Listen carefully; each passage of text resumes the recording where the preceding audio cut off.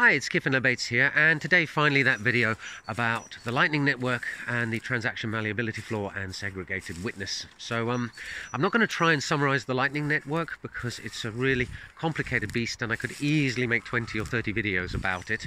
Here I'm just looking at particularly why did the Lightning Network need transaction malleability to be fixed. So the Lightning Network, in short, allows for micropayments and rapid payments in a way that Bitcoin doesn't. The transaction fees on Bitcoin mean that sending small amounts doesn't make sense, and the fact that you have to wait for 10, 20, 30 minutes or longer for your transaction to safely get locked down also means it's not good for rapid payments. However, it's interesting to note that although the locking down of the transaction in a block takes a long time, it actually only takes, I think, about 5 to 10 seconds for a transaction that's submitted to make it around the whole network. And that makes sense because a transaction is just, a few hundred bytes or a kilobyte or two of data, and of course sending that amount of data through a network these days is incredibly fast. So what you need is a way to be able to send transactions like that and trust that you are going to get the funds at the end. And that's what the Lightning Network does. It allows, for example, you and me to set up a payment channel whereby I could buy services for a small amount of money many times, and then at the end we settle up. But you need to know at any point in the process that you are going to get the funds that are due to you.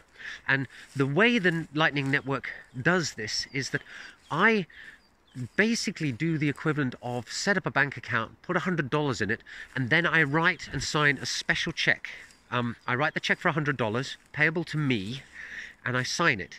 And this bank has a very funny way of operating, namely their checks, if they are signed just by me, just by one party, they take 30 days to clear. But if the checks are signed by two parties, you and me, the person buying the services and the person supplying the services and receiving the money for them, then the check clears immediately. And that is the key to the way that the Lightning Network works. It's these special checks, and they're called hash time locked contracts in the terminology of the system.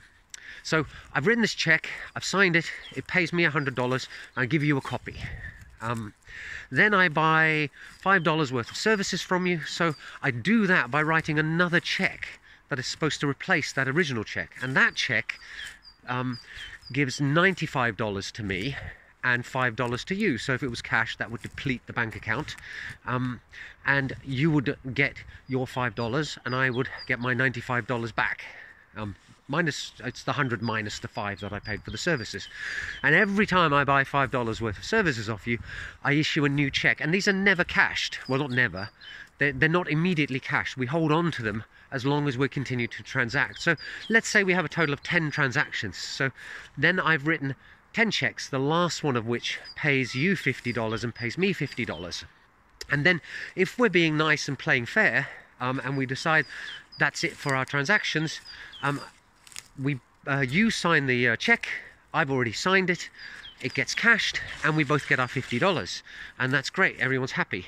Now, the problem is that if I take one of the earlier checks and try and cash that one in, that could steal some money that rightfully belongs to you. Say I take that first check for $100 and I cash it in, that would give me my $100 back, and I would have had $50 worth of services from you that I never ended up having to pay for.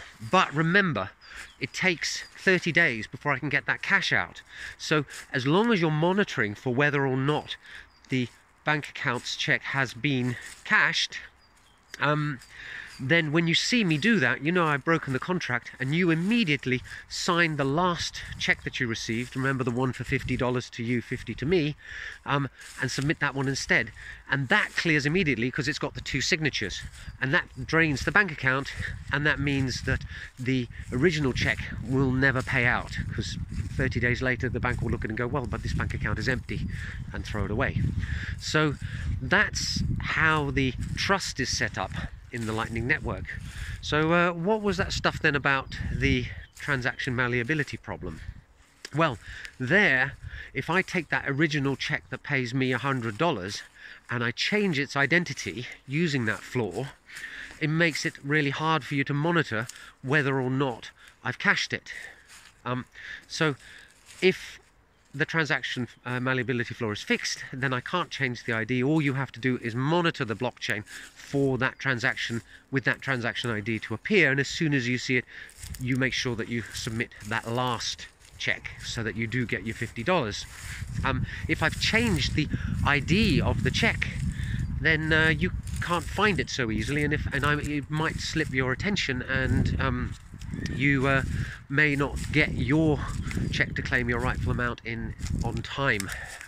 Now, when I thought about this, I thought, well, can't you just monitor the Bitcoin address that is holding the Bitcoins that are supposed to cover the amount that's staked at the beginning? The problem there is that I might be using a Bitcoin address which has 20 Bitcoins in it, and I'm staking 10 in order to have this payment channel. That leaves me the other 10 to spend how I like. So just monitoring the address for 10 Bitcoins suddenly going out of it could actually be a false alarm. And that's why the Lightning Network guys wanted the transaction malleability flaw to be fixed, and they got what they wanted when segregated witness was introduced. So this one's a bit longer than usual. I did warn you that the Lightning Network tends to get a bit complicated, but I hope you found it interesting and illuminating, and I'll see you in the next video soon. Bye for now.